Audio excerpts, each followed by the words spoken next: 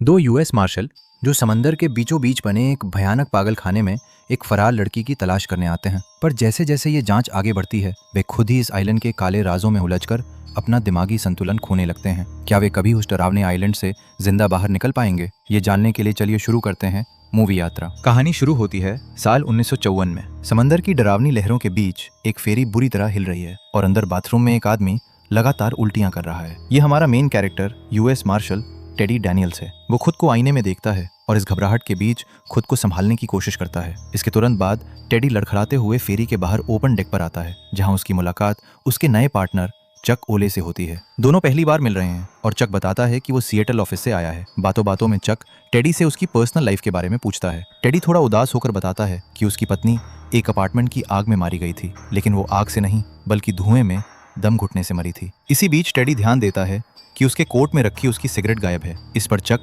उसे अपनी cigarette offer करता है और मजाकिया अंदाज में कहता है कि सरकारी लोग तो सब कुछ चुरा लेते हैं। दोनों आपस में बात करते हैं कि वो जिस जगह जा रहे हैं वो कोई आम जगह नहीं बल्कि खतरनाक और पागल मुजरिमों का अस्पताल है। थोड़ी देर में फेरी का कप्तान आकर उन्हें चेतावनी देता है कि उस आइलैंड से बाहर जाने और अंदर आने का सिर्फ एक ही रास्ता है। साथ ही वो बताता है कि एक बहुत बड़ा तूफान उनकी तरफ तेजी से बढ़ रहा है, इसलिए उन्हें जल्द से जल्द अपना काम खत्म करके निकलना होगा। कुछ ही सफर के बाद उनकी नाव एक बेहद सुनसान और भयानक दिखने वाले आइलैंड पर रुकती है, जिसका नाम शटर आइलैंड है। वहां उतरते ही उनका स्वागत डिप्टी वार्डन मैकफरसन करता है और बातों ही बातों में कहता है कि उसने इस आइलैंड पर पहली बार किसी मार्शल का बैच देखा है। टेडी आसपास देखता है कि वहां कई हथियारबंद सुरक्षाकर्मी तैनात हैं, जो किसी वजह से काफी घबराए हुए लग रहे हैं। इसके बाद वे लोग गाड़ी में बैठकर आगे की तरफ निकलते हैं। रास्ते में टेडी चक को बताता है कि चार दीवारी में बिजली वाले तार बिछे हुए हैं। चक हैरानी से पूछता है कि उसे कैसे पता। टेडी जवाब देता है कि उसने पहले भी ऐसा कुछ देखा है। चक को ये बात सुनकर थोड़ी अजीब लगती है, क्योंकि थोड़ी देर पहले ही मैकफरसन ने कहा था कभी मार्शल का बैच देखा नहीं मैंने, कि उसने यहाँ पहली बार किसी मार्शल को देखा है। तो फिर टेडी को यहाँ की चीजों का इतना अंदाजा कैसे है? जैसे ही वे लोग मेन गेट पर पहुंचते हैं, मैकफरसन भारी लोहे के दरवाजे खुलवाता है। उस खतरनाक पागल खाने के अंदर कदम रखने से पहले ही मैकफरसन उन्हें रोककर बताता है कि इस जगह के 3 हिस्से हैं। वर्ड ए मर्दों के लिए, वर्ड बी औरतों के लिए और वर्ड सी जिसे एक पुराने किले में बनाया गया है। वर्ड सी में सबसे खतरनाक मरीज रखे जाते हैं और वहाँ मुख्य डॉक्टर की इजाजत के बिना जाना सख्त मना है। इसके साथ ही मैकफरसन उन्हें अपने सारे हथियार जमा करवाने को कहता है। ये सुनकर टेडी को थोड़ा गुस्सा आ जाता है और वो कहता है कि वे फेडरल मार्शल्स हैं, जिन्हें अपने हथियार हर वक्त साथ रखने की इजाजत है। लेकिन मैकफरसन बिल्कुल साफ शब्दों में समझा देता है कि एग्जीक्यूटिव ऑर्डर 319 के तहत उन्हें यहाँ के नियम मानने ही होंगे। मजबूर होकर टेडी अपनी गन वहां खड़े गार्ड्स को सौंप देता है, लेकिन जैसे ही चक की बारी आती है उसकी गन कवर में ही बुरी तरह फंस जाती है। उससे गन का लॉक जल्दी खुलता ही नहीं और वो हड़बड़ी में गन को कवर के साथ ही निकाल कर दे देता है। टेडी इस अजीब हरकत को बहुत ध्यान से नोटिस कर रहा होता है। अस्पताल के अंदर जाते ही उनके सामने एक बहुत डरावना नजारा आता है। बगीचे में अजीब हरकतें करते हुए पागल मरीज घूम रहे हैं, जिनमें से कुछ के पैरों में लोहे की भारी जंजीरें बंधी हुई हैं। तभी एक डरावनी सी दिखने वाली औरत टेडी को घूरती है और अपनी उंगली होठों पर रखकर उसे चुप रहने का अजीब इशारा करती है, जिससे वहां का माहौल और भी ज्यादा डरावना हो जाता है। थोड़ी देर बाद दोनों मार्शल्स को अस्पताल के मुख्य डॉक्टर जॉन कॉली के ऑफिस में ले जाया जाता है। डॉक्टर कॉली देखने में काफी शांत और समझदार लगते हैं। वो उन्हें अपने इलाज के नए तरीकों के बारे में बताते हैं कि वो इन खतरनाक मरीजों को जानवरों की तरह दर्द देने या बिजली के झटके देने के बिल्कुल खिलाफ है, बल्कि वो उनके दिमाग को समझकर उनका इलाज करना सही मानते हैं। इसके बाद डॉक्टर कॉली उस फरार हुई मरीज रेचल सोलेंडो का एक भयानक राज खोलते हैं। वो बताते हैं कि रेचल ने अपने ही 3 छोटे बच्चों को घर के पीछे बनी झील में डुबोकर मार डाला था और फिर उनकी लाशों को खाने की मेज पर सजा दिया था। लेकिन हैरानी की बात यह है कि रेचल का दिमाग इस भयानक सच्चाई को मानने के लिए बिल्कुल तैयार नहीं है। पिछले 2 सालों से वो इस डरावने पागल खाने को ही अपना घर समझती है और यहाँ के डॉक्टरों और गार्ड्स को अपना पड़ोसी या दूध वाला मानती है। एक ऐसी औरत जो अपने ही भयानक गुनाह को पूरी तरह भूल चुकी है। उसकी बातें सुनकर एक अजीब सी घबराहट महसूस होने लगती है। इसी बीच अचानक टेडी के सिर में एक बहुत तेज दर्द उठता है और वो एस्पिरिन मांगता है। इसे देखकर साफ लगता है कि बाहर से इतना सख्त दिखने वाले इस मार्शल का दिमाग खुद किसी गहरी और पुरानी तकलीफ से गुजर रहा है। रेचल के बारे में बात करते करते टेडी अचानक अपनी पुरानी यादों में खो जाता है। उसे अपने मिलिट्री के दिनों का एक बहुत डरावना नजारा दिखाई देता है। बर्फ में जमे हुए अनगिनत मुर्दा शरीर। ये नजारा इतना भयानक है कि इसका डर सीधा नसों में महसूस होने लगता है। होश में वापस आने के बाद डॉक्टर कॉली बताते हैं कि रात 10 बजे से आधी रात के बीच रेचल गार्ड्स को चकमा देकर गायब हो गई। सबसे खौफनाक बात यह थी कि उसके कमरे का दरवाजा बाहर से लॉक था और खिड़कियों पर लोहे के मोटे सरिये लगे हुए थे। वो वहां से बिल्कुल एक हवा की तरह गायब हो गई और अपने जूते भी वहीं छोड़ गई। नंगे पैर इन नुकीले और पथरीले रास्तों पर बिना किसी की नजर में आए भाग जाना लगभग नामुमकिन है, जो इस पूरे केस को गहरे शक के घेरे में ला खड़ा करता है। ये सुनकर टेडी और चक पूरी तरह हैरान रह जाते हैं। टेडी तुरंत रेचल के कमरे की तलाशी लेने जाता है। कमरे का मुआयना करते वक्त जैसे ही वो बिस्तर खिसकाता है, उसे फर्श की लकड़ियों के बीच छिपा हुआ कागज का एक छोटा सा टुकड़ा मिलता है। उस पर्ची पर एक बेहद अजीब और रहस्यमयी सवाल लिखा था, द लॉ ऑफ 4, और उसके ठीक नीचे लिखा था, हु इज 67। टेडी इसका मतलब पूछता है, लेकिन डॉक्टर कॉली कहते हैं कि अस्पताल में किसी को भी इस अजीब लाइन का कोई मतलब नहीं पता। इस पर्ची को पढ़ते ही दिमाग में एक झंझनाहट सी दौड़ जाती है कि आखिर इस पागल खाने की बंद दीवारों के पीछे ये कैसा खौफनाक खेल चल रहा है। इस रहस्यमयी सुराग के मिलने के बाद टेडी तुरंत अस्पताल के उन सभी कर्मचारियों की फाइल मांगता है जिन्होंने उस रात ड्यूटी की थी। लेकिन डॉक्टर कॉली साफ इनकार तो नहीं करते, बल्कि बात को घुमा देते हैं और कहते हैं कि वो देखेंगे कि इस बारे में क्या कर सकते हैं। डॉक्टर कॉली का ये अजीब बर्ताव देखकर टेडी और चक को पूरा यकीन हो जाता है कि अस्पताल वाले उनसे कोई बहुत बड़ा और भयानक राज छुपा रहे हैं, जिसका हिस्सा अब ये दोनों भी बन चुके हैं। दोनों बाहर गार्ड्स के साथ खतरनाक चट्टानों और समंदर किनारे खड़े लाइट हाउस की तलाशी लेते हैं, लेकिन नंगे पैर रेचल के वहां से भागने का कोई भी निशान नहीं मिलता। रात में पूछताछ करने पर पता चलता है कि रेचल का डॉक्टर शिहान आज सुबह की ही नाव से छुट्टियां मनाने जा चुका है। एक खतरनाक मरीज के गायब होने पर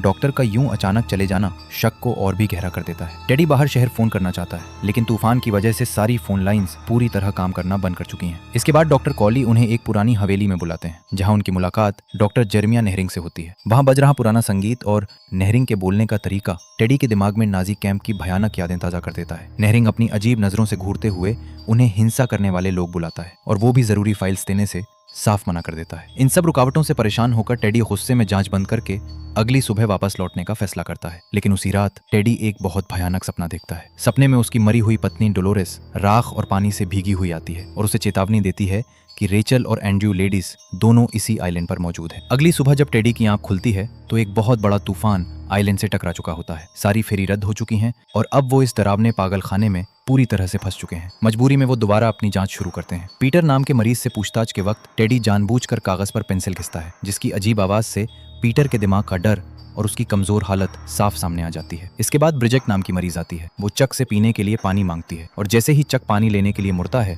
ब्रिजेट तेजी से टेडी की नोटबुक अपनी तरफ खींचती है और उसमें सिर्फ एक डरावना शब्द लिखती है, रन, यानी भागो। बिना कुछ बोले यहाँ से भाग जाने का ये इशारा सीधा दिल में डर पैदा कर देता है, जैसे यहाँ के लोग किसी ऐसी भयानक सच्चाई से डरे हुए हैं जिसके बारे में वो मुंह खोलकर बोल भी नहीं सकते। पूछताछ खत्म होने और ब्रिजेट की उस डरावनी हरकत के तुरंत बाद टेडी और चक उस भयानक अस्पताल के एक दूसरे सुनसान हिस्से की तरफ बढ़ जाते हैं। वहां जालीदार बाड़ के पीछे खड़े होकर पूछताछ में बार बार एंड्रयू लेडीज का नाम आने पर चक के सवालों के बाद टेडी अपने सीने में दबा एक भयानक राज खोलता है। वो बताता है कि एंड्रयू लेडीज ही वो आग लगाने वाला मुजरिम है जिसने उसकी पत्नी की बुरी तरह जान ली थी और बाद में इस पागल खाने में आकर अचानक गायब हो गया। उसे ढूंढना ही टेडी का इस आइलैंड पर आने का असली मकसद है। थोड़ी देर बाद टेडी और चक अस्पताल से निकलकर बाहर उस बड़े जंगल की तरफ बढ़ते हैं, क्योंकि टेडी को पक्का शक है कि अस्पताल के लापता मरीजों के काले राज वहां बने एक पुराने सुनसान कब्रिस्तान में छुपे हो सकते हैं। जैसे ही वे उस डरावने कब्रिस्तान में पहुंचते हैं, चक बताता है कि उसने ब्रिजेट को उस कागज पर कुछ लिखते हुए देख लिया था। इसके जवाब में टेडी अपनी जेब से निकालकर चक को वो अजीब पर्ची दिखाता है जिस पर चेतावनी देते हुए लिखा था, रन, यानी भागो। पर तभी तूफान बेहद भयानक हो जाता है और तेज खतरनाक हवाओं के कारण एक बहुत बड़ा पेड़ टूटकर सीधे उनके पास आ गिरता है। अपनी जान बचाने के लिए दोनों तेजी से भागकर पत्थरों से बने एक पुराने अंधेरे मकबरे में छुप जाते हैं। उस गहरे अंधेरे मकबरे में टेडी अपना एक और दर्दनाक सच बताता है कि उसने अपने मिलिट्री के दिनों में डकाऊ कैंप में बिना हथियार वाले गार्ड्स की जान ली थी। बाहर चलते तूफान के शोर के बीच टेडी चक को बताता है कि उसने इस अस्पताल के बारे में बहुत गहरी और डरावनी जानकारी निकाली है। यहाँ सरकार की मदद से इंसानी दिमाग पर बहुत खतरनाक और गैर कानूनी प्रयोग किए जा रहे हैं ताकि इंसानों को दिमागी रूप से पूरी तरह गुलाम बनाया जा सके। ये भयानक सच सुनकर चक बुरी तरह घबरा जाता है और टेडी से कहता है कि अगर यहाँ इतने बड़े और खतरनाक राज छुपे हैं तो अस्पताल वाले किसी कानूनी अधिकारी को यहाँ आकर इतनी आसानी से सवाल नहीं पूछने देंगे। चक डर के मारे उसे समझाता है कि रेचल के भागने की कहानी सिर्फ एक बिछाया हुआ जाल थी ताकि टेडी यहाँ आए, और अब इस जानलेवा तूफान की वजह से वे दोनों इस डरावने आइलैंड पर उनकी कैद में बुरी तरह फंस चुके हैं। तभी अचानक वार्डन मैकफर्सन और उसके गार्ड्स वहां पहुंच जाते हैं और उन्हें ढूंढकर वापस मुख्य अस्पताल में ले आते हैं। तूफान में पूरी तरह भीग जाने के कारण दोनों मार्शल्स को उनके गीले कपड़े उतारकर अस्पताल के कर्मचारियों वाले सफेद और ग्रे रंग के कपड़े पहनने को दिए जाते हैं, जिससे अब वे बिल्कुल उसी अस्पताल के स्टाफ जैसे दिखने लगते हैं। कुछ देर बाद जब वे डॉक्टर कॉली से मिलने जाते हैं तो कॉली उन्हें एक बेहद हैरान कर देने वाली खबर देते हैं कि रेचल सोलेंडो वापस अस्पताल में आ गई है, और हैरानी की बात यह है कि उसके शरीर पर एक खरोंच तक नहीं है। टेडी और चक तुरंत रेचल से मिलने भागते हैं जो एक कमरे में बिल्कुल शांति से बैठी होती है। रेचल टेडी को देखते ही उसे अपना मरा हुआ पति समझ लेती है और फूट फूट कर रोते हुए उससे बात करने लगती है। पर जैसे ही टेडी उसे संभालने की कोशिश करता है, रेचल अचानक समझ जाती है कि वो उसका पति नहीं है। वो पागलों की तरह बुरी तरह चीखने और चिल्लाने लगती है, जिससे वहां भारी हंगामा मच जाता है और गार्ड्स उसे कसकर पकड़ लेते हैं। इस शोर और भयानक थकान के असर से टेडी के सिर में माइग्रेन का एक बहुत तेज दर्द उठने लगता है। कमरे की तेज रोशनी उसकी आंखों में किसी तेज चाकू की तरह चुभने लगती है और वो दर्द से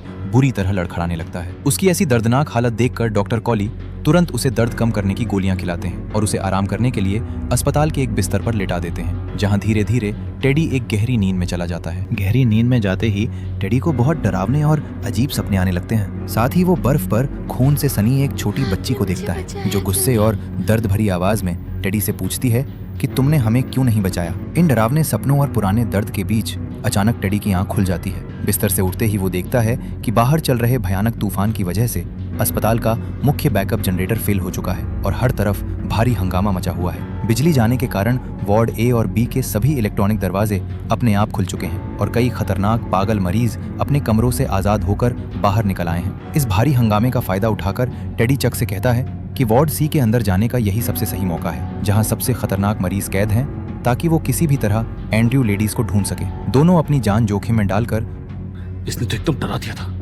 चुपके से उस पुराने किले में बने वार्ड सी के अंदर चले जाते हैं। वार्ड सी का नजारा किसी जीते जागते नर्क से कम नहीं था। वहां चारों तरफ गहरा और डरावना अंधेरा छाया हुआ था और पागलों के चीखने चिल्लाने और उनकी भारी जंजीरों के खड़खड़ाने की भयानक आवाजें गूंज रही थीं। उस अंधेरे में आगे बढ़ते हुए अचानक एक खतरनाक मरीज टेडी पर जानलेवा हमला कर देता है, जिसके कारण टेडी और चक उस हंगामे में कुछ देर के लिए एक दूसरे से अलग हो जाते हैं। तभी उस डरावने अंधेरे में लोहे के एक कमरे से कोई लेडीज का नाम पुकारता है। जब टेडी वहां माचिस की तीली जलाकर देखता है तो उसके होश उड़ जाते हैं, क्योंकि वहां कैद आदमी कोई और नहीं बल्कि जॉर्ज नॉइस था, जिसका चेहरा किसी ने बुरी तरह पीट पीट कर खून से लाल कर दिया था। ये वही जॉर्ज नॉइस था जिसने सबसे पहले टेडी को इस भयानक अस्पताल के काले राजों के बारे में बताया था। नॉइस फूट फूट कर रोते हुए टेडी को एक बहुत डरावनी सच्चाई बताता है कि ये पूरी जांच और रेचल के भागने की कहानी सिर्फ एक बहुत बड़ा नाटक है और ये पूरा अस्पताल एक भयानक भूल भुलैया है, जिसे खासकर सिर्फ टेडी को फंसाने के लिए बनाया गया है। नॉइस टेडी को सख्त चेतावनी देता है कि वो अपने नए पार्टनर चक पर बिल्कुल भी भरोसा न करे,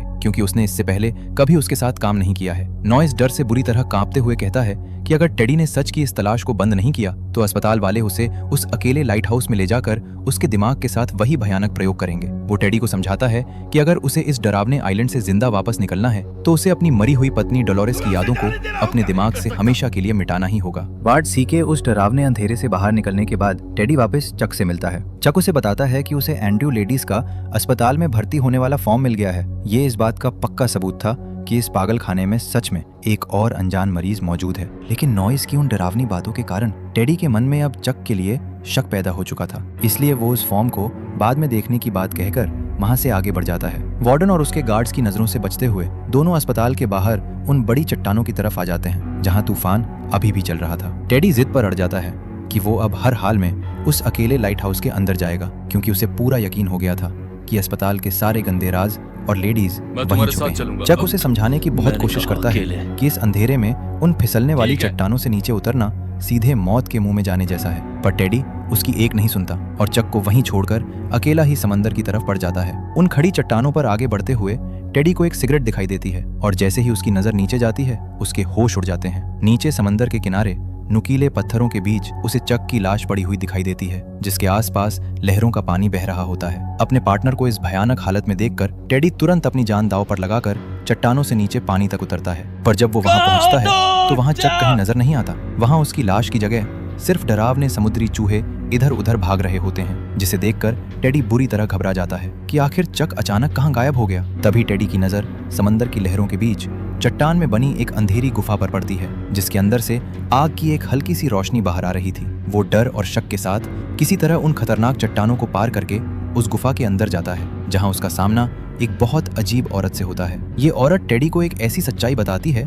जिसे सुनकर टेडी के होश पूरी तरह उड़ जाते हैं। वो औरत कहती है कि वही असली रेचल सोलेंडो है और वो कोई पागल मरीज नहीं जिसे अपने बच्चों को मारने के जुर्म में यहाँ लाया गया हो, बल्कि वो पहले इस अस्पताल की एक मुख्य डॉक्टर हुआ करती थी। उसने अस्पताल के उन सारे काले राजों का पता लगा लिया था जहाँ मरीजों के दिमाग का ऑपरेशन करके उन्हें बिना दिमाग वाले गुलाम और हथियार बनाया जा रहा था, ताकि उन्हें बाहर की दुनिया में इस्तेमाल किया जा सके। असली रेचल टेडी को समझाती है कि इस अस्पताल का सबसे बड़ा जाल ये है कि अगर वे एक बार आपको पागल साबित कर दें तो आप खुद को सही साबित करने की जितनी भी कोशिश करेंगे वो सब आपके पागलपन का ही एक और पक्का सबूत मान लिया जाएगा। ये सुनकर टेडी थोड़ा डर जाता है, पर सबसे बड़ा झटका उसे तब लगता है जब रेचल उससे पूछती है कि क्या उसने अस्पताल का खाना खाया है या उनकी दी हुई दवाइयाँ और सिगरेट पी है। टेडी को अचानक याद आता है कि अस्पताल आते ही उसकी सिगरेट ले ली गई थी और तब से वो सिर्फ अस्पताल वालों की ही सिगरेट पी रहा था और उसने उनके हाथों से दर्द की गोली भी खाई थी। रेचल उसे चेतावनी देती है कि उन दवाइयों का असर 36 से 48 घंटों में पूरा होता है, जिसके बाद हाथ कांपने लगते हैं और इंसान को भयानक और अजीब चीजें सच में दिखने लगती हैं। वो टेडी को सावधान करती है कि इस आइलैंड पर उसका कोई दोस्त नहीं है, पर टेडी अपने पार्टनर चक को वहां छोड़कर वापस जाने को तैयार नहीं होता। वो फैसला करता है कि वो किसी भी हाल में उस अकेले लाइट हाउस तक जरूर जाएगा जहां सारे राज छुपे हैं। गुफा से बाहर निकलकर जब टेडी वापस अस्पताल की तरफ जा रहा होता है तो रास्ते में उसे एक खतरनाक वार्डन अपनी जीप में मिलता है। वार्डन टेडी को भड़काने की कोशिश करता है कि हिंसा और मारकाट इंसान के अंदर पहले से ही भरी हुई है और अगर समाज के नियम हटा दिए जाएं तो टेडी उसकी जान लेने से भी पीछे नहीं हटेगा। वार्डन की बातों से साफ लग रहा था कि वो टेडी को जानबूझकर गुस्सा दिलाने और उसके अंदर के जानवर को जगाने की कोशिश कर रहा था। किसी तरह अस्पताल पहुंचकर जब टेडी डॉक्टर कॉली से अपने पार्टनर चक के बारे में पूछता है तो डॉक्टर कॉली बिल्कुल शांति से उसकी तरफ देखते हैं और कहते हैं कि तुम्हारा कोई पार्टनर नहीं है मार्शल, तुम इस आइलैंड पर बिल्कुल अकेले आए थे। ये बात सुनकर टेडी के पैरों तले जमीन खिसक जाती है। उसे महसूस होने लगता है कि जैसे पूरा अस्पताल मिलकर उसे पागल बनाने पर तुला हुआ है। वो तुरंत अस्पताल से भागने की कोशिश करता है, पर आगे रास्ते में डॉक्टर नेरिंग मिल जाते हैं। नेरिंग उसके पुराने दर्द का मजाक उड़ाते हैं। तभी टेडी की नजर पड़ती है कि नेरिंग ने अपनी जेब में एक भरा हुआ इंजेक्शन छुपा रखा है, पर इससे पहले कि डॉक्टर नेरिंग उसे वो इंजेक्शन लगा पाते, टेडी तेजी से वो इंजेक्शन छीन लेता है। वो सीधे नेरिंग के कंधे में वो बेहोशी का इंजेक्शन जोर से चुभा देता है। दवा नसों में जाते ही नेरिंग बेहोश होकर वहीं जमीन पर गिर जाते हैं और टेडी अपनी जान बचाकर तेजी से बाहर की तरफ भाग जाता है। गार्ड्स की नजरों से बचते हुए टेडी चुपके से एक छोटी दीवार के पीछे छुप जाता है। इसके बाद वो डॉक्टर कॉली की गाड़ी के अंदर माचिस ढूंढने लगता है। तभी उसे एक बार फिर अपनी उन्हीं अजीब और डरावनी यादों का सामना करना पड़ता है। वहाँ उसकी मरी हुई पत्नी डोलोरेस उसे उस अकेले लाइट हाउस से दूर रहने की चेतावनी दे रही होती है, लेकिन टेडी किसी भी हाल में अपने दोस्त चक को वहाँ मरने नहीं दे सकता था। उसे पूरा यकीन हो गया था कि अस्पताल वालों ने उसके पार्टनर को भयानक प्रयोगों के लिए उसी लाइट हाउस में कैद करके रखा है। फिर वो डॉक्टर कॉली की गाड़ी के पेट्रोल टैंक में अपनी टाई डालकर उसमें आग लगा देता है। वो वहां से निकलने ही वाला था, तभी वो छोटी बच्ची भी डोलोरेस के साथ उस जलती हुई गाड़ी के पास जाने लगती है। अगले ही पल एक बहुत बड़ा धमाका होता है। इस जोरदार आवाज से अस्पताल के सभी गार्ड्स का ध्यान भटक जाता है। इस हंगामे का पूरा फायदा उठाकर टेडी सीधे समंदर के किनारे पहुंचता है। तेज लहरों के बीच किसी तरह तैरकर वो उस डरावने लाइट हाउस तक पहुंच ही जाता है। लाइट हाउस के नीचे उसे एक गार्ड मिलता है। टेडी तुरंत उस पर हमला करके उसकी राइफल छीन लेता है। बिना एक भी पल बर्बाद किए वो उस गार्ड को वहीं छोड़कर लाइट हाउस की गोल सीढ़ियां चढ़ने लगता है। टेडी का दिल जोरों से धड़क रहा था। उसे लग रहा था कि ऊपर कमरे में कोई भयानक ऑपरेशन थिएटर होगा जहां इंसानों पर डरावने और दर्दनाक प्रयोग किए जा रहे होंगे। पर जैसे ही वो भारी दरवाजे पर जोर से लात मारकर कमरे के अंदर जाता है, वहां का नजारा देखकर वो पूरी तरह हैरान रह जाता है। उस गोल कमरे में कोई ऑपरेशन थिएटर नहीं था। वहां सिर्फ डॉक्टर कॉली बिल्कुल शांति से एक मेज पर बैठे उसका इंतजार कर रहे थे। टेडी गुस्से में उन पर वही खाली राइफल तान लेता है और अस्पताल के सारे राज बताने को कहता है, लेकिन डॉक्टर कॉली बिना किसी डर के उसके कांपते हुए हाथों की तरफ इशारा करते हैं। वो बहुत शांत आवाज में कहते हैं, राइफल में गोली नहीं है, बैठ जाओ। वो टेडी को समझाते हैं कि उसके हाथों में हो रही ये कपकपी गुफा वाली औरत की बताई हुई किसी जहरीली दवाई की वजह से नहीं है, ये तो दवाई छूटने का असर है। इसके बाद कॉली एक बहुत ही भयानक राज खोलते हैं। टेडी पिछले 2 सालों से बाहर की किसी दुनिया में नहीं बल्कि इसी शटर आइलैंड अस्पताल में कैद है। वो बताते हैं कि टेडी को पिछले 24 महीनों से एक खास दवाई दी जा रही थी। इसके अचानक रुक जाने की वजह से ही उसे ये डरावने सपने आ रहे हैं और हाथ पैरों में झटके लग रहे हैं। ये डरावनी सच्चाई सुनकर टेडी का दिमाग पूरी तरह सुन्न पड़ जाता है। जिसे वो एक बहुत बड़ी साजिश समझ रहा था, वही लोग अब उसे इस पागल खाने का पुराना मरीज बता रहे थे। डॉक्टर कॉली की ये बातें सुनकर टेडी बहुत ज्यादा गुस्सा हो जाता है और उन्हें झूठा साबित करने की कोशिश करने लगता है। तब डॉक्टर कॉली उसे वही अस्पताल का फॉर्म पढ़ने को कहते हैं जो टेडी ने पुराने किले से चुराया तो था, लेकिन जल्दी में उसे कभी खोलकर देखा नहीं था। उस फॉर्म पर साफ शब्दों में लिखा था कि अस्पताल का 67वां मरीज एक पुराना यूएस मार्शल है जो एक बहुत ही खतरनाक आदमी है और उसने अपने गहरे दुख और दर्द से बचने के लिए अपने दिमाग में एक पूरी तरह से झूठी दुनिया बना ली है। इसके बाद कॉली कमरे में रखे एक व्हाइट बोर्ड की तरफ जाते हैं और टेडी के बनाए हुए लॉ ऑफ 4 का भयानक राज खोलते हैं। वो समझाते हैं कि एडवर्ड डैनियल्स के अक्षरों को आगे पीछे करने पर एंड्रयू लेडिस बनता है और ठीक उसी तरह रेचल सोलेंडो का असली मतलब डोलोरेस चैनल है जो टेडी की मरी हुई पत्नी का नाम था। डॉक्टर कॉली सीधा उसकी आंखों में देखते हुए कहते हैं,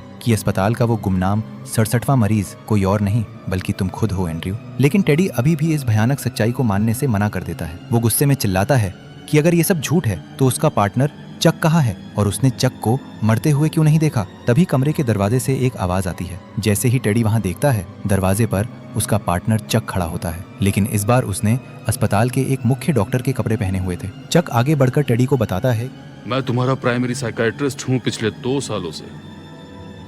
मैं लेस्टर शीहन हूँ। कि वो कोई मार्शल नहीं है बल्कि पिछले 2 सालों से उसका मुख्य दिमागी डॉक्टर लेस्टर शीहन है। डॉक्टर कॉली और डॉक्टर शीहन मिलकर टेडी को समझाते हैं कि ये पूरा आइलैंड, अस्पताल के सारे लोग और फरार मरीज की ये पूरी जांच, सब कुछ सिर्फ टेडी के लिए रचा गया एक बहुत बड़ा और महंगा नाटक था। उन्होंने अस्पताल के बोर्ड से एक आखिरी मौका मांगा था ताकि वे टेडी को उसकी इस झूठी दुनिया का पूरा नाटक आखिर तक जी लेने दें। वे चाहते थे कि टेडी को खुद अपनी बनाई हुई कहानी का झूठ दिखाई दे। कॉली बहुत सख्ती के साथ बताते हैं कि टेडी पिछले 2 सालों में अस्पताल का सबसे खतरनाक मरीज बन चुका था। उसने गार्ड्स और जॉर्ज नॉइस जैसे दूसरे मरीजों को बहुत बुरी तरह पीटा था। वो उसे कड़ी चेतावनी देते हैं कि अगर आज उनका ये नाटक वाला प्रयोग सफल नहीं हुआ और टेडी अपनी बनाई हुई झूठी दुनिया से बाहर नहीं आया तो अस्पताल वाले हमेशा के लिए उसके दिमाग का आखिरी ऑपरेशन कर देंगे और उसे एक बेजान लाश बना देंगे। ये सब सुनकर टेडी का दिमाग पूरी तरह चकरा जाता है। अपना काबू खोकर वो तुरंत अपनी बंदूक निकालता है और डॉक्टर कॉली पर चला देता है, पर उसमें से कोई गोली नहीं निकलती क्योंकि वो सिर्फ एक खिलौना बंदूक थी। अस्पताल वालों ने शुरुआत में ही उसे बड़ी आसानी से बदल दिया था ताकि उसका नाटक असली लगता रहे। अपने पार्टनर को एक डॉक्टर बनते देखकर और अपना आखिरी हथियार भी झूठा निकलने के बाद टेडी का दिमाग पुराने दर्द और भारी दबाव में बुरी तरह टूटने लगता है। डॉक्टर कॉली की इन सच्ची और कड़वी बातों से टेडी के दिमाग के वो बंद दरवाजे अचानक खुल जाते हैं जिन्हें उसने हमेशा के लिए बंद कर दिया था। यहाँ से हम टेडी की सबसे दर्दनाक और छुपी हुई यादों में चलते हैं, जहाँ कहानी 1952 के समय में पीछे जाती है। टेडी अस्पताल के उन कपड़ों से निकलकर अपनी पुरानी जिंदगी में एक खूबसूरत झील के किनारे बने अपने शानदार घर में दिखाई देता है। घर में आते ही वो अपनी पत्नी डोलोरेस को बिल्कुल चुपचाप और एक अजीब सी हालत में बैठा हुआ देखता है। जब वो परेशान होकर उससे बच्चों के बारे में पूछता है तो डोलोरेस एक बहुत ही डरावनी मुस्कान के साथ कहती है कि बच्चे तो स्कूल गए हैं, पर टेडी को अच्छी तरह पता था कि उस दिन शनिवार था और छुट्टी के दिन बच्चे स्कूल नहीं जाते। डर और शक के मारे वो जल्दी से खिड़की के बाहर झील की तरफ देखता है और वहां का नजारा देखकर वो अंदर तक कांप जाता है। उसके तीनों छोटे बच्चे झील के ठंडे पानी में बेजान तैर रहे थे। टेडी पागलों की तरह बाहर भागता है और फूट फूट कर रोते हुए एक एक करके अपने बच्चों की लाशों को पानी से बाहर निकालकर घास पर लिटाता है, पर तब तक बहुत देर हो चुकी थी। उनकी सांसें हमेशा के लिए रुक चुकी थी। तभी डोलोरेस पीछे से आती है और अपने ही बच्चों की लाशों को देखकर भी वो बिल्कुल शांत रहती है। वो किसी खिलौने की तरह उन्हें देखते हुए कहती है कि हम इनको नहलाकर नए कपड़े पहनाएंगे और फिर खाने की टेबल पर बिठाकर इनके साथ जिंदा गुड़िया की तरह खेलेंगे। अपनी पत्नी का ये भयानक पागलपन और अपने मासूम बच्चों की मौत का नजारा देखकर टेडी का दिमाग पूरी तरह सुन पड़ जाता है। डोलोरेस आंसू बहाते हुए टेडी के गले लगती है और रोते हुए उससे कहती है कि वो उसे इस भयानक दर्द से हमेशा के लिए आजाद कर दे। अपने बच्चों के दुख और भयानक गुस्से में टेडी अपनी बंदूक निकालता है और रोते हुए अपनी ही पत्नी के पेट में गोली मार देता है। डोलोरेस वहीं उसके हाथों में मर जाती है। अचानक कहानी वापस आज के समय में अस्पताल के उसी अकेले लाइट हाउस में आती है जहां टेडी फूट फूट कर रो रहा होता है। उसकी आंखों में सच्चाई के आंसू देखकर डॉक्टर कॉली और डॉक्टर शीहन समझ जाते हैं कि उनका ये नाटक और आखिरी प्रयोग सफल हो गया है। टेडी पहली बार अपनी सच्चाई को पूरी तरह से मानते हुए कांपती हुई आवाज में कहता है कि उसका असली नाम एंड्रयू लेडीज है और उसने ही अपनी पत्नी का खून किया था। तब डॉक्टर कॉली उसे बताते हैं कि ठीक 9 महीने पहले भी उन्होंने उसका इलाज करके उसे यही सच्चाई बता दी थी, पर उसका दिमाग इस भारी दर्द को सह नहीं पाया और उसने वापस खुद को एक झूठी दुनिया में कैद करके टेडी डैनियल्स बना लिया था, जिसे डॉक्टरी भाषा में रीसेट कहते हैं। डॉक्टर कॉली बस यही उम्मीद कर रहे थे कि इस बार एंड्रयू हमेशा के लिए इस सच्चाई को अपना ले ताकि उसे उस आखिरी और खतरनाक ऑपरेशन से बचाया जा सके। अगली सुबह होती है। एंड्रयू अस्पताल के बगीचे में सीढ़ियों पर बिल्कुल चुपचाप बैठा होता है। तभी डॉक्टर शीहन उसके पास आकर बैठते हैं और एक अच्छे दोस्त की तरह उससे उसका हाल पूछते हैं। एंड्रयू अचानक उनकी तरफ देखता है और उन्हें चक, हमें वापस बॉस्टन जाना होगा। यहाँ जो कुछ भी हो रहा है वो बहुत बुरा है। चक कहकर बुलाता है। वो बिल्कुल पहले की तरह कहता है कि चक, हमें यहाँ से भागना होगा क्योंकि इस आइलैंड पर बहुत खतरनाक और गलत काम हो रहे हैं। एंड्रयू के मुंह से वापस चक का नाम और वही पुरानी कहानी सुनकर डॉक्टर शीहन बहुत उदास हो जाते हैं। उन्हें लगता है कि डॉक्टर कॉली का डर सच साबित हो गया है। एंड्रयू अपने उस भयानक दर्द को सह नहीं पाया और एक बार फिर अपनी पुरानी हालत में लौटकर टेडी डैनियल्स बन गया है। वो थोड़ी दूर खड़े डॉक्टर कॉली और वार्डन की तरफ छुपकर इशारा करते हैं कि उनका आखिरी प्रयोग पूरी तरह फेल हो गया है। इशारा मिलते ही अस्पताल के कर्मचारी कुछ सफेद कपड़ों के साथ एंड्रयू का वो आखिरी और खतरनाक ऑपरेशन करने के लिए उसकी तरफ आगे बढ़ने लगते हैं, जिसके बाद एंड्रयू हमेशा के लिए एक जिंदा लाश बन जाएगा। पर जैसे ही वे लोग उसके पास पहुंचने वाले होते हैं, एंड्रयू बिल्कुल शांति से डॉक्टर शीहन की आंखों में देखते हुए एक ऐसी आखिरी बात कहता है जो इस पूरी कहानी का मतलब ही पलट कर रख देती है। वो एक बहुत गहरी और शांत आवाज में कहता है, मुझे कभी कभी ख्याल आता है कि कौन सी बात ज्यादा बुरी होगी, एक राक्षस बनकर जीना या एक अच्छा इंसान बनकर मरना। ये आखिरी सवाल सुनकर चक यानी डॉक्टर शीहन पूरी तरह हैरान रह जाते हैं। उन्हें तुरंत समझ आ जाता है कि एंड्रयू अब पागल नहीं रहा, बल्कि वो पूरी तरह ठीक हो चुका है और उसे सब कुछ याद आ गया है। पर अपने छोटे बच्चों को ना बचा पाने और अपनी ही पत्नी की जान लेने का दुख इतना बड़ा है कि वो इस भारी बोझ के साथ एक जिंदा इंसान बनकर नहीं जीना चाहता। इसलिए उसने जानबूझकर वापस पागल बनने का नाटक किया ताकि अस्पताल वाले उसके दिमाग का आखिरी ऑपरेशन कर दें और उसकी ये सारी दर्दनाक यादें हमेशा के लिए उसके दिमाग से मिट जाएं। चक टेडी को आखिरी बार रोकने की कोशिश करता है, पर बिना किसी डर या मना किए एंड्रयू उन लोगों डैडी? के साथ बिल्कुल अकेले और शांति से आगे बढ़ जाता है और कैमरा धीरे धीरे अस्पताल के उस डरावने लाइट हाउस की तरफ ऊपर चला जाता है, जहां ये भयानक और दिल को हिला देने वाली कहानी खत्म हो जाती है। दोस्तों, इस फिल्म में इतने सारे छुपे हुए हिंट्स और सुराग भरे पड़े हैं कि शायद एक्सप्लेनेशन मूवी में उन सबको कवर कर पाना नामुमकिन है। पर जितने भी सुराग मैंने आपको बताए, क्या आप उन्हें देखकर पहले ही समझ गए थे कि कहानी में आगे क्या होने वाला है, या फिर फिल्म के इस भयानक अंत ने आपके भी होश उड़ा दिए? आप लोग मुझे नीचे कमेंट्स में अपना जवाब जरूर बताना। अगर आपको ये एक्सप्लेनेशन पसंद आया हो तो इसे लाइक करें और ऐसी ही कमाल की कहानियों के लिए चैनल को सब्सक्राइब जरूर करें। मिलते हैं बहुत जल्द।